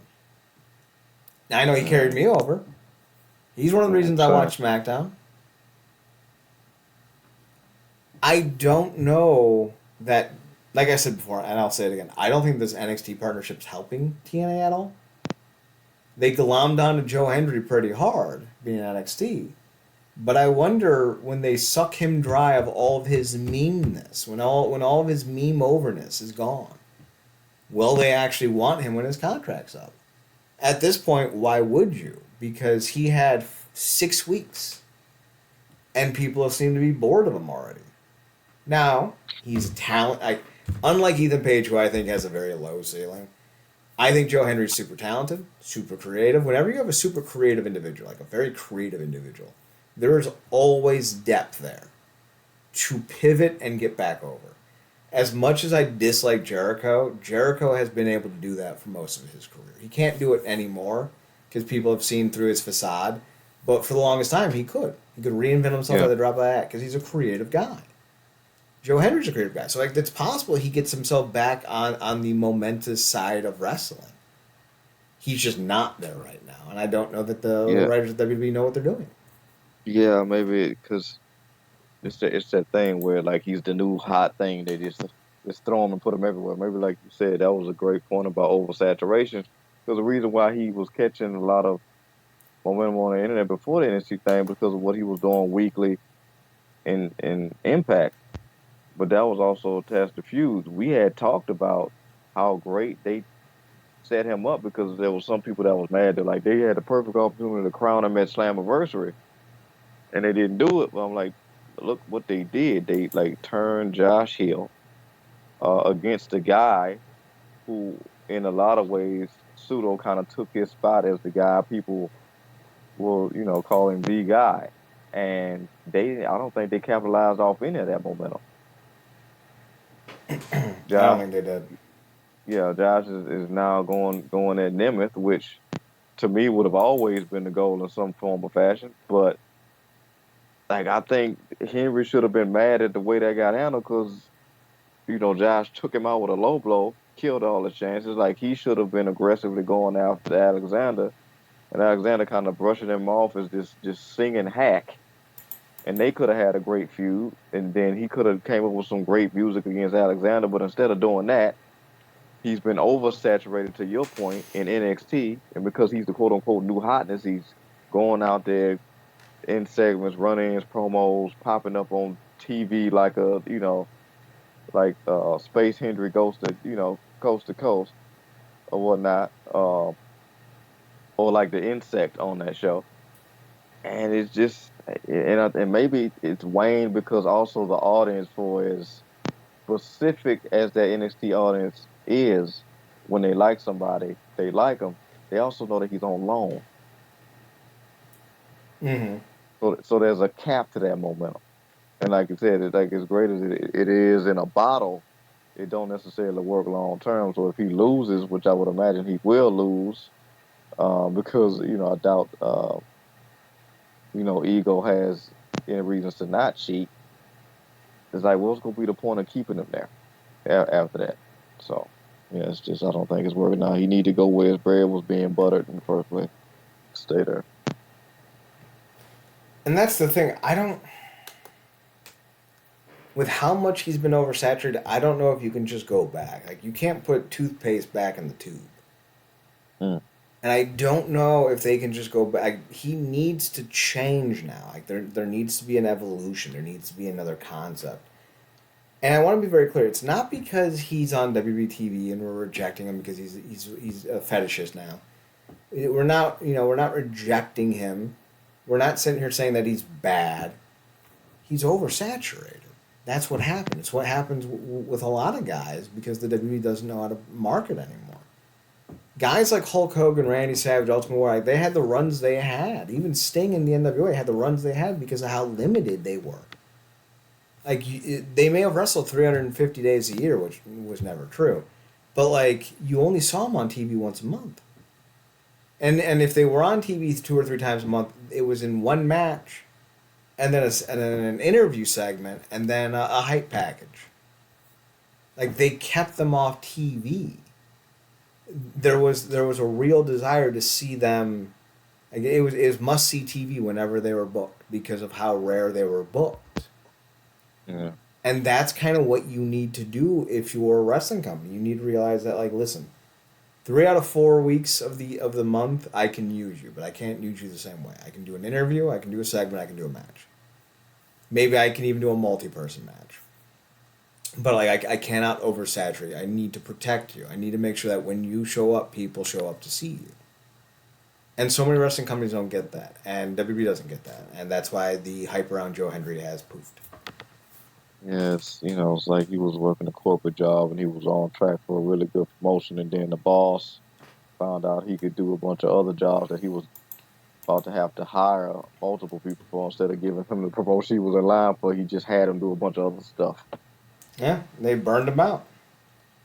They burned him out. It's really that simple. Speaking of simple, Hulk Hogan, foot and mouth.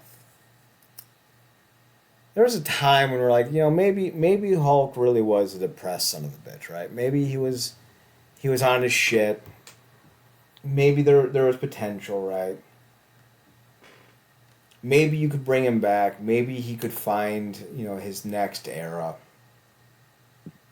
Maybe he could regain some of that old nostalgia. Maybe he could just be a decent human being. Like, let's not discount and discredit what alcohol, what drugs, depression, and all sorts of other mental illnesses can do. Like we were just talking about it with Rich Swann. When you're on some shit, sometimes you aren't who you should be. And there was a conversation we had some time ago where, like, he's got to prove that he is changing, that he can change. This is, 9 years ago? 8 years ago? But since then, all he's done is reinforce the criticisms that he's been levied against. Like, the New Day famously walked out of his little don't get caught speech because they thought he was full of shit. They were right.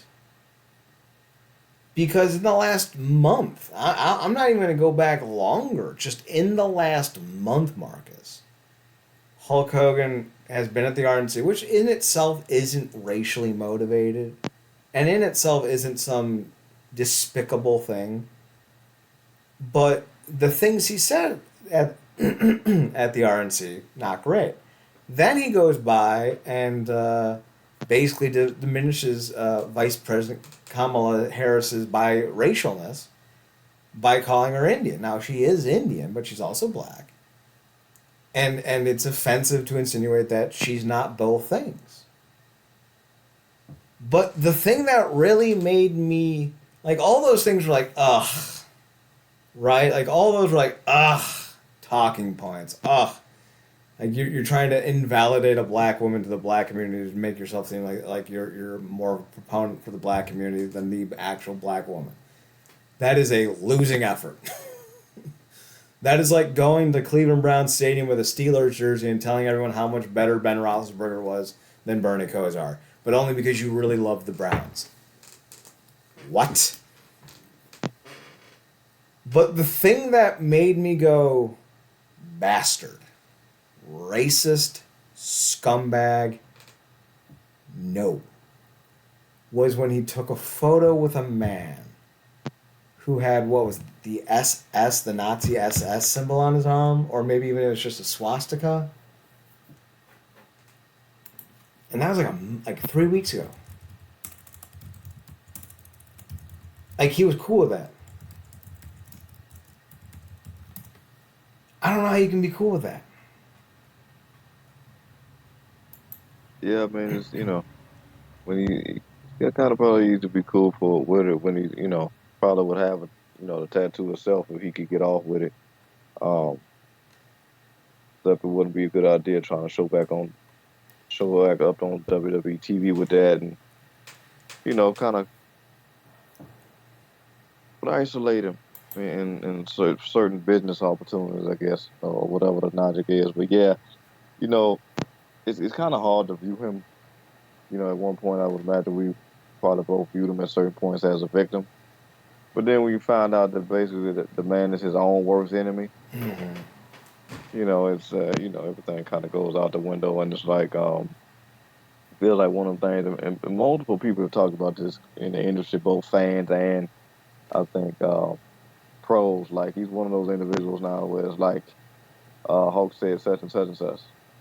It's like, yeah, like you sure about that? Like, yeah, but was he talking? Yeah, and he was lying. So How do you know he's lying? Was he talking? Yeah. yeah, That's how you know. And you, I've never seen someone fall so far in such a low time. I remember having mild optimism in 2009 when it was announced that Hogan was joining TNA. Like, I thought, God, that's going to be a get. And at first it was. But then, much like with Mercedes Moné, you let Hulk Hogan run wild, and that's never a good thing.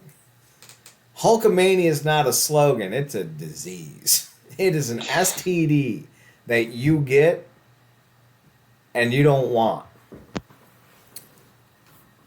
To see where he's fallen, like, you have to be a certain type of stupid at this point, right? To, like, you can appreciate the character. Like, if you look back fondly at like WrestleMania 5, if you look fondly back at the NWO, I'm not gonna judge you for it. But if you look at the man and go, yeah, he's still that guy to me, I don't know if we can be friends. Like, it's one thing to appreciate an artist's work. Look at Michael Jackson. Like, maybe he did the things he was accused of. Maybe he didn't. It's hard to like him though, because even when he wasn't doing those things, he was hanging his baby off of a rail. Remember that when he was just holding his little, I think it was blanket. Oh, he named his kid Blanket, by the way. yeah. So it's with Mike Swann's situation. I can understand. Kanye's a more recent Right? one. R. You Kelly, know, like, they're not good people. But if you love their music and you're like, listen, I don't rep them, but I believe I can fly as a bop. I get that. I respect that. With Hogan, same thing. If you like his wrestling career, if you like his moments and his matches and his promos, cool. If you like him, what the fuck are we doing? It was bad enough in 2015 or whatever it was to have to hear him talk about his depression and his alcohol and how he's found Christ, brother.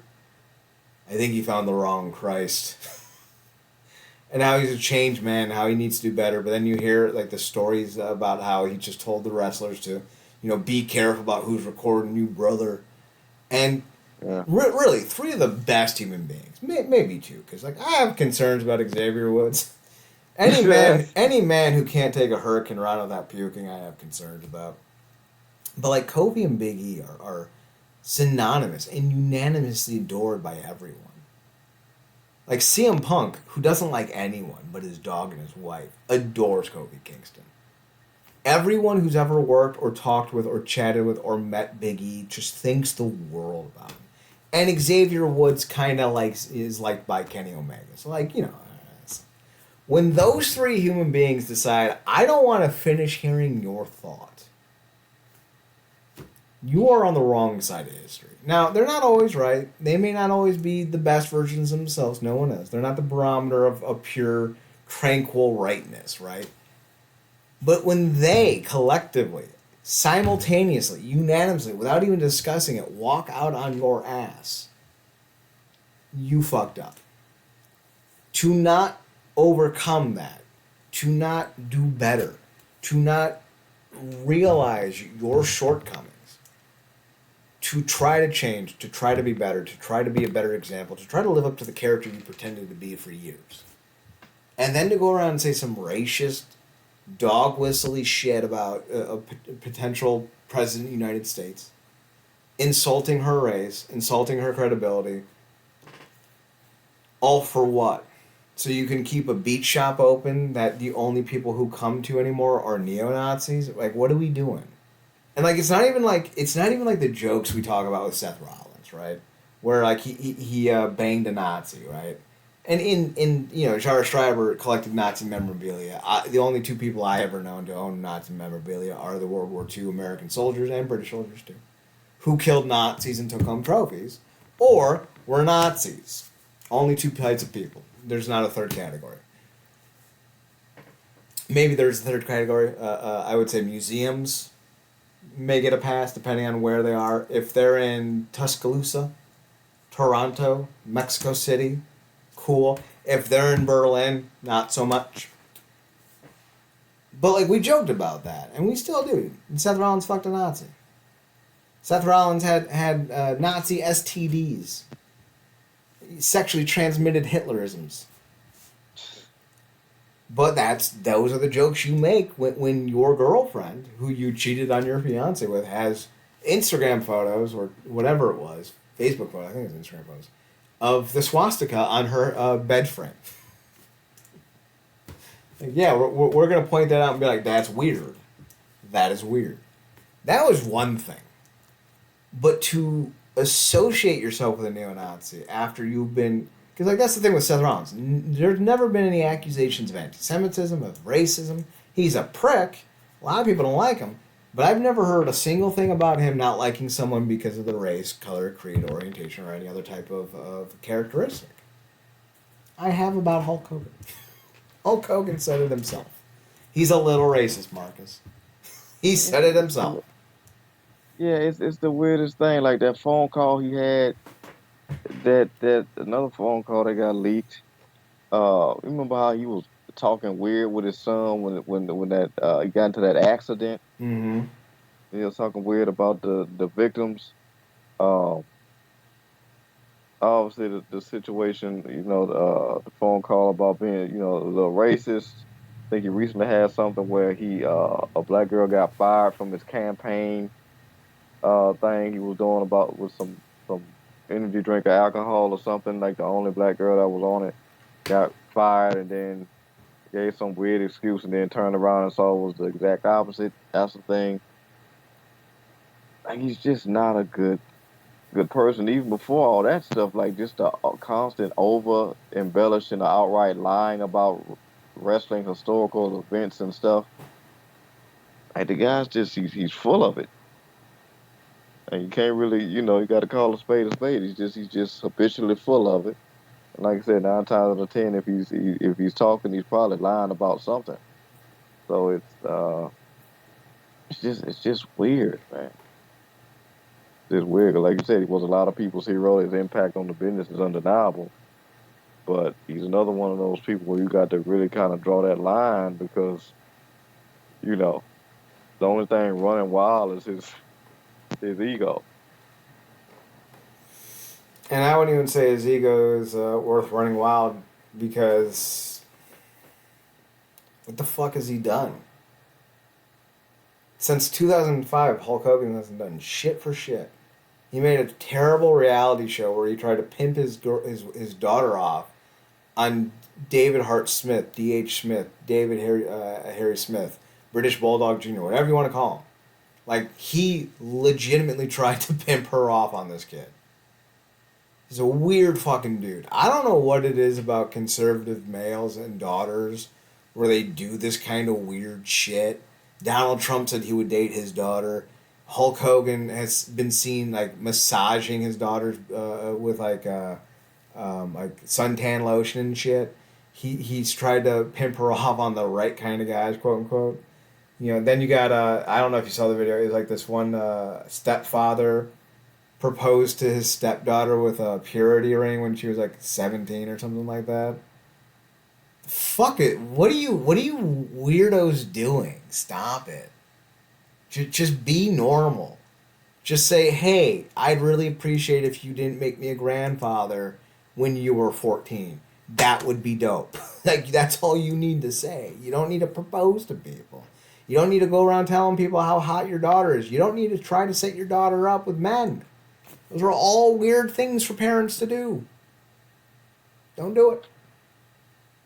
If you are doing something that Hulk Hogan has done in real life, you are doing the wrong thing. I don't care what that thing is. Like, do not take photos with neo-Nazis. Do not fire black women because they are black. Like, I'm going to say this. It'll be controversial. If Hulk Hogan runs into a building and saves a bunch of puppies, don't save puppies. I don't know what the puppies have done, but Hulk Hogan doesn't do correct things. So you're going to have to rethink your stance on dogs. Because if Hulk Hogan appreciates it, we're doing something wrong. Hulk Hogan.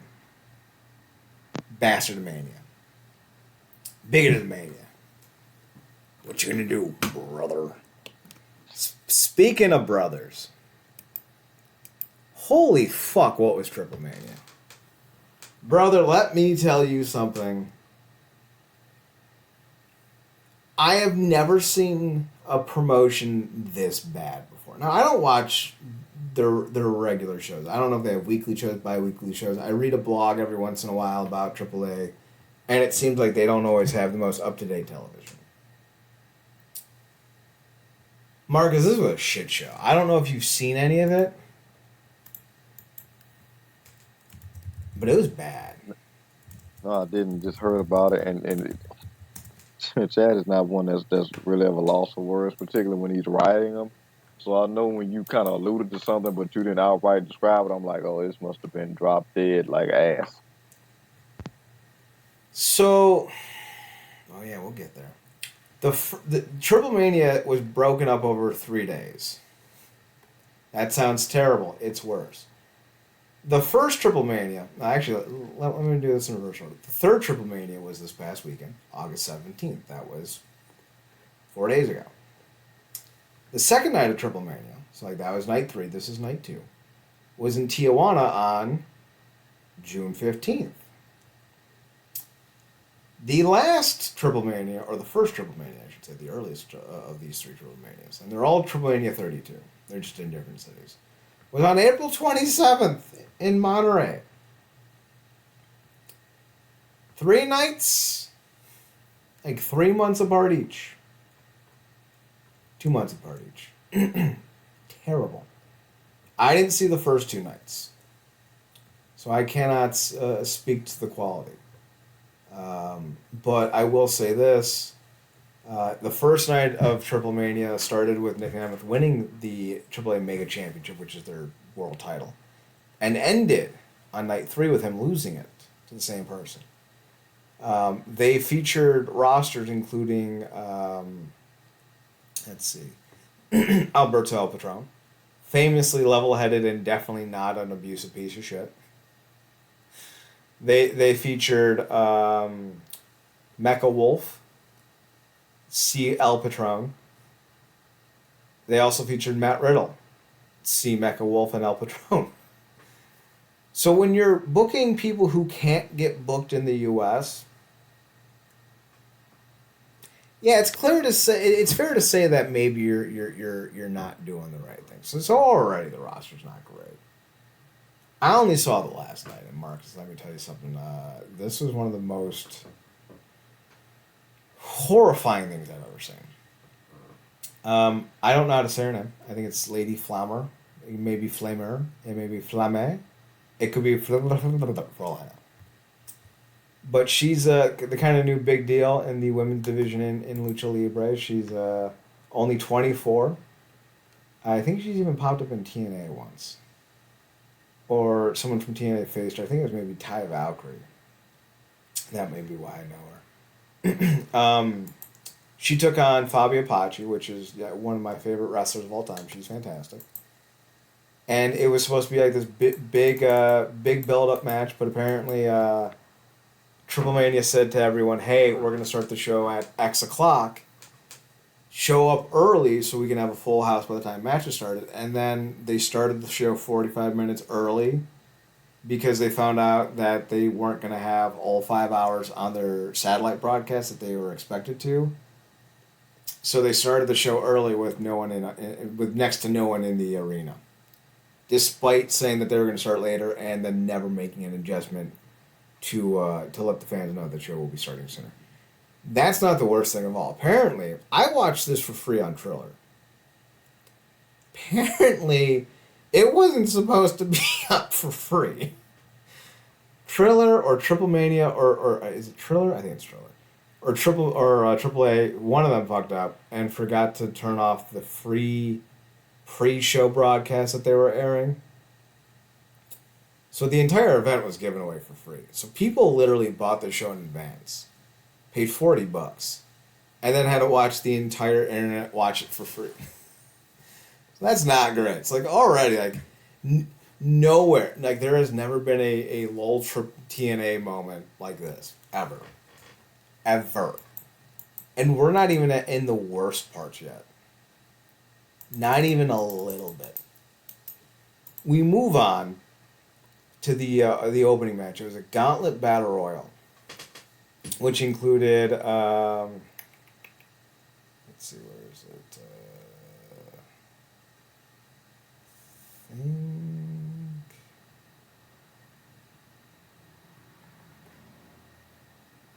Give me 1 second. Let's see, that's right. So it was a gauntlet match for a future title.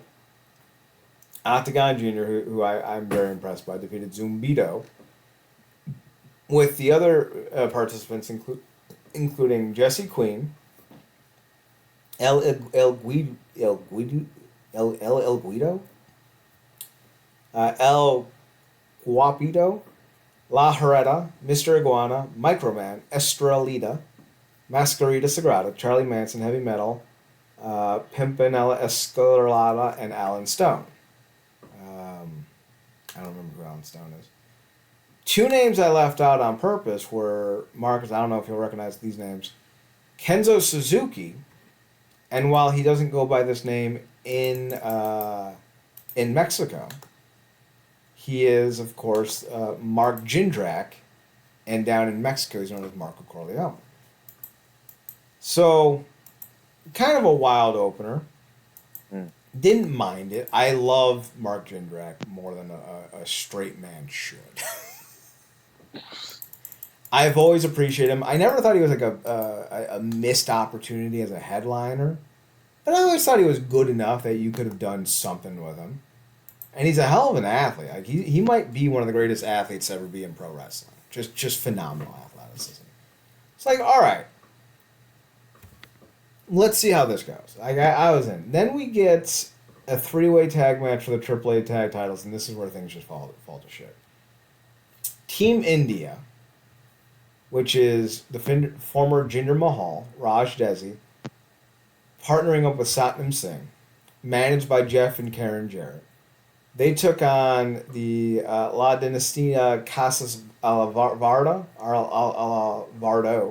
with Negro Casa and Psycho Clown. They were the defending champions. La Destina Wagner, which is Dr. Wagner Jr. and Galeno Del Mal. Now, I don't think any of these guys are truly great anymore. Like, Negro Casa's 64. Psycho Clown's 38 and got fired from CMLL because of some shittery that he did. At least I think he did. Could have been a different clown. Dr. Wagner Jr.'s 59. And Janello Del Mal is on the opposite end of the spectrum. He's 22. And he's the son of Dr. Wagner. not to Wagner. So, some of the reports that came out of this, Marcus, was that Satnam Singh, who is famously very bad at wrestling, was the best wrestler in this match, which horrifies me. I've watched this match. It's not great. No one looked good. Jeff Jarrett came out and was throwing tortillas into the audience, which I don't even... I love it. I know it's not great, culturally speaking, but just seeing him do it, especially after the love affair he had after his Bryan Danielson match, fantastic. It was a terrible match. Jesus Christ, the worst. One of the worst I've ever seen. But Jeff Jarrett made it great. Matt Riddle defeated Commander and Laredo Kid, or maybe it's Commander. I don't know. And Laredo Kid to win the AAA World Cruiserweight Championship.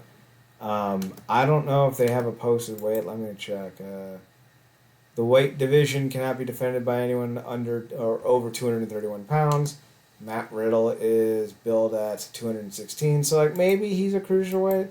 But they were making a very big deal not to mention that he was a cruiserweight, that he wasn't. So, I find it funny that Matt Riddle was in this match. I find it even funnier that they went with Matt Riddle. I find it even funnier that Conan, of all people, is booking this shit. So, like, cool. This was a bad match. Laredo Kid and Commander are two especially Commander. I think Commander's really fantastic talent. I don't think either man could save this match with Matt Riddle. Matt Riddle looked like a shark in a pool, and that's not some kind of like, oh, he was too big for this match. I mean, he doesn't know where to go. He's slowly dying because he's in chlorinated water, and he has nothing to do because he's not in his natural environment. He looked terrible, and yet he won. How often has he even wrestled in Mexico? I think this may have been his debut. No, that's crazy. And as respectful as possible, is Conan. You said Conan's booking this, right? Yep. Okay, I was got it confused. I know you had mentioned something about Vampiro, but Oh yeah, no, the Vampiro of it all is coming. It's coming next. Gotcha. You aren't ready for this. Gotcha. But I watched it live and I'm not ready for it. Yeah, Galeno them all name that false up, and I do remember Kenzo Suzuki and then Mark Jindrak. Apparently he's in impeccable shape. I think I saw something on him on Twitter. And Kenzo, he's on one of my wrestling video games. But that's a throwback to say the least.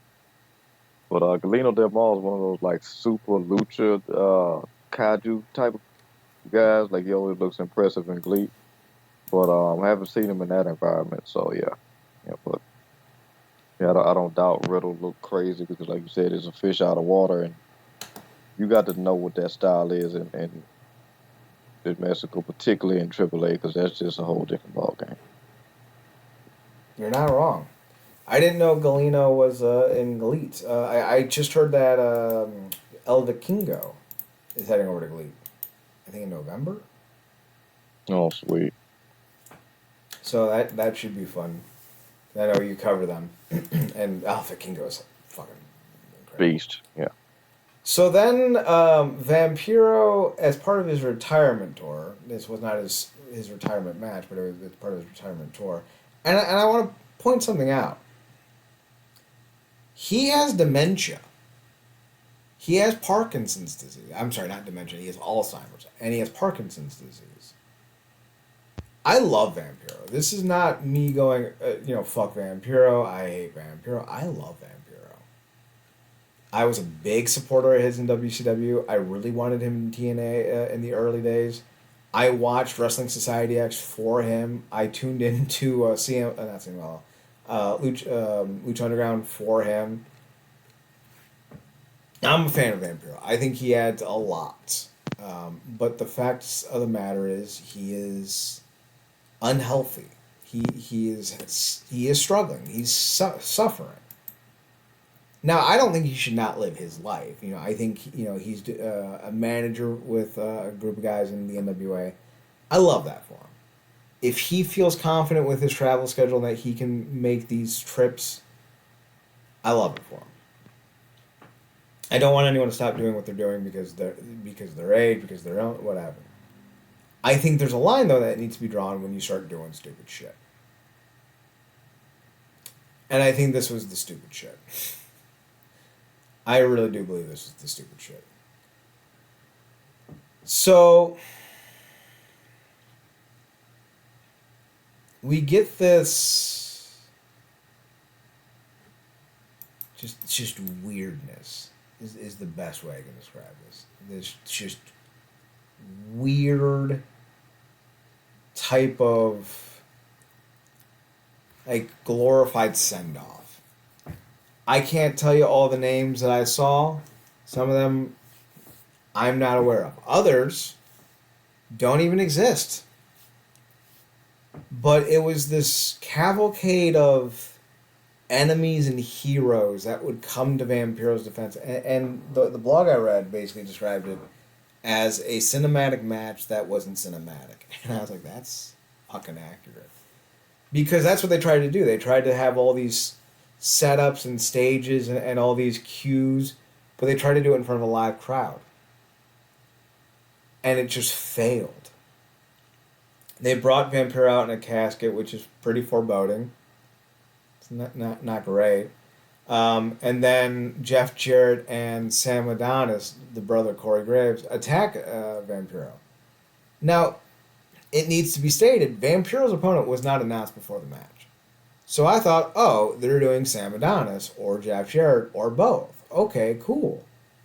And then Sam Adonis threw Vampiro headfirst into the ring post and then punched him in the face a few times a little too hard. I'm like, Vampiro has Alzheimer's from having too many concussions. He has, what is it, Hodgkin's disease? Nah, Hodgkin's disease.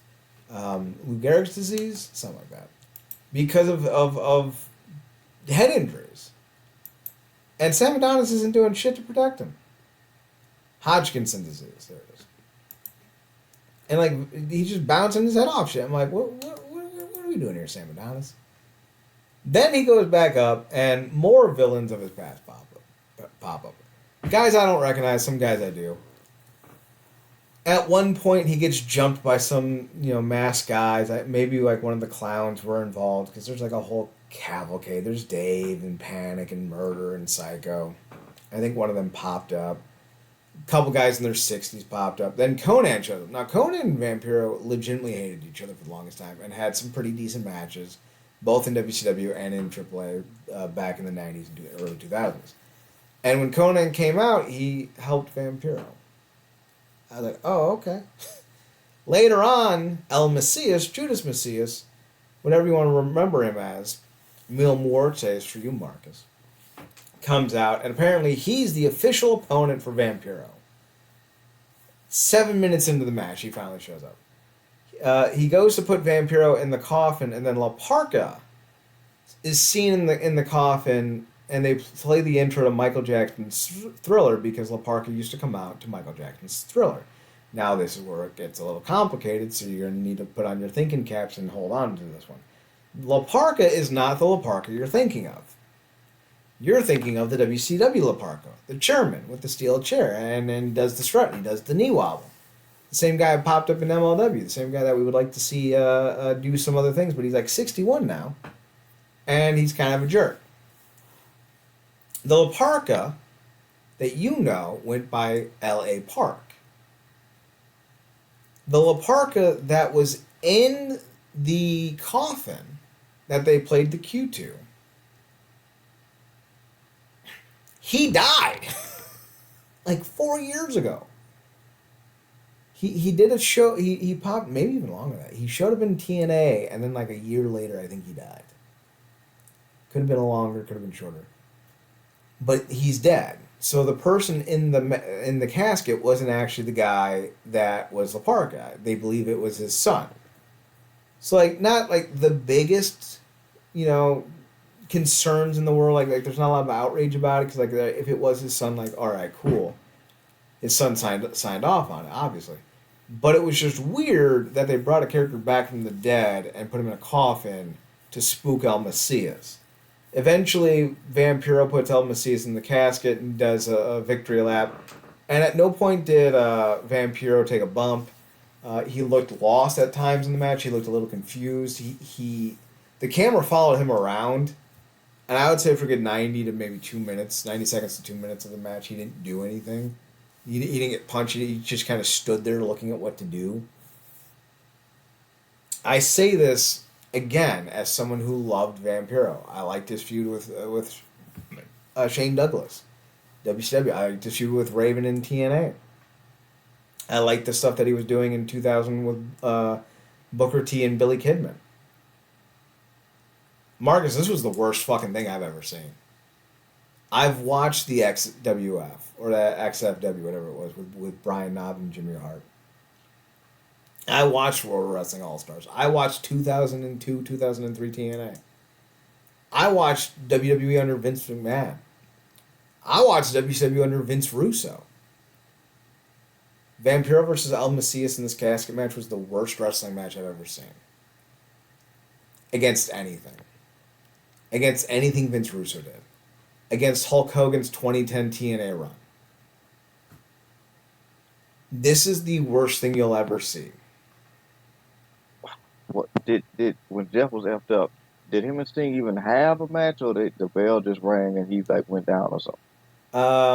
They kind of had a match. I think Sting chopped him and then took his legs out from under him and put him, or tried to hit him with a death drop. Like, it was quick. It was like, part of me wants to say it was at 90 seconds, but I feel like it may have been like 30 seconds. Let's find out. Real quick internet search. Let's see. 1 minute and 28 seconds. So I was right. And I would say that 1 minute and 28 seconds still better than this. Simply because 1, Jeff actually took a bump. 2, the right guy won. And 3, it was quick. It was over in 90 seconds. It was over in less than 90 seconds. This was 9 minutes.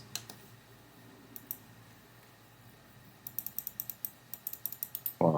It wasn't good. It was, Marcus, honest to God, it was the worst thing I've ever seen in wrestling. Outside of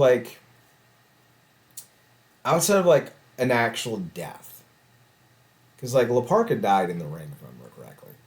You know, I watched Puro Goyo die in the ring. I didn't see Owen Hart's death, obviously. But, like, that would have been one of those as well. Like, those are going to be the worst things you'll ever see. But as far as a non-death wrestling situation, this is the worst thing you'll ever see in pro wrestling. Just simply the worst thing you've ever seen. Wow. Yeah, it's bad. It's crazy because I'm thinking back to that great stuff he did with Penta and Underground. Phenomenal match. Yeah. Even with his like he's had physical issues with his neck and knees for years. So like even with those going on, I still think he had one of the best matches of an era. I thought he was fantastic. But yeah, this is a far cry, and that was only 10 years ago. Far cry from that. Yeah. Deterioration is a real thing. Mm-hmm. Now, like I wouldn't have put him in the situation to begin with. I would have found another way. Maybe even do like an actual like filmed cinematic match and broadcast. I think you could have done something like that and like heavily protected him, but like this was the wrong way to go.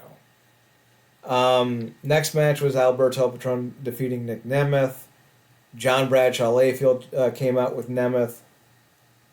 This match made no sense. El Patron with the conquering face, Nemeth the American heel, and Patron wins by cheating. Makes no fucking sense. After the match, I think his name is Dorian Rodan. He's the son of the owner. Or at least, I shouldn't say the son of the owner has passed away. I think he's the new CEO. He comes out, Conan comes out, and they reveal that they're part of Alberto El Patron's entourage. Conan is wearing a Judgment Day T-shirt just to try to get people to like them a little bit more, and it was just so bad. And it's sad that this is a promotion that has to rely on Alberto El Patron. It's just not good. I didn't even bother to watch the main event. So I couldn't even tell you how bad the main event was. Apparently, Psychosis Jr. Had to have his mask removed because he did not escape. And it's just weird to me that Psychosis... Oh wait, this is... I guess the original Psychosis? I think this is the guy who helped train Rey Mysterio. Or maybe... wow. Hang on.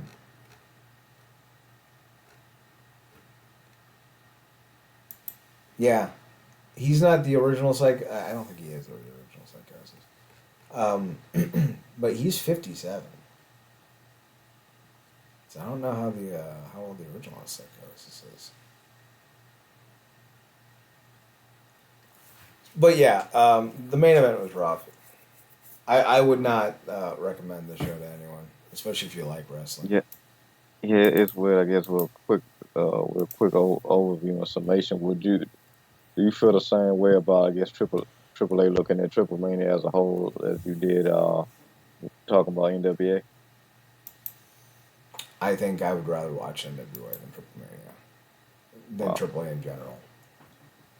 Like NWA is bad. Do not mince words on that one. It's bad. I feel like Triple A right now is so much worse though. At the very least, the readers of the Wrestling Observer newsletter, they're gonna have a hard time this year because you got AAA, you got NWA. It's gonna be a close list, man. It's gonna be interesting to see which way people go because they're both terrible. Just the absolute dog walk worst. And to think they have El Hijo del Vikingo. It's like having AJ Styles when you're 2003 TNA. Yeah, I wonder how much longer before he pulls up that care. I don't know. It's gonna be interesting. I'll tell you what. The one thing that I will point out though is that it does seem like Conan is siphoning guys up to the WWE. So like, who knows if he's even to be trusted?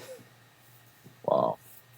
Well, Pentagon and Ray Phoenix apparently, so the rumor has it, moved up to the WWE, or at least intend to, in part because of the negotiation on Conan's part.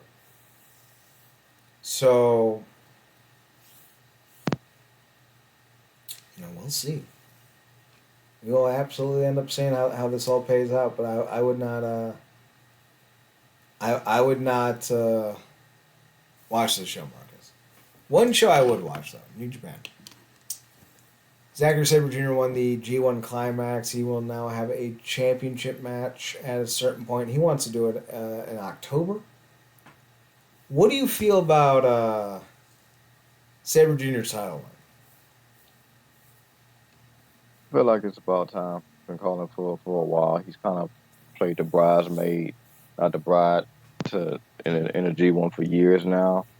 Because it's just always narratively been about other people, and I feel like now it feels like it's time.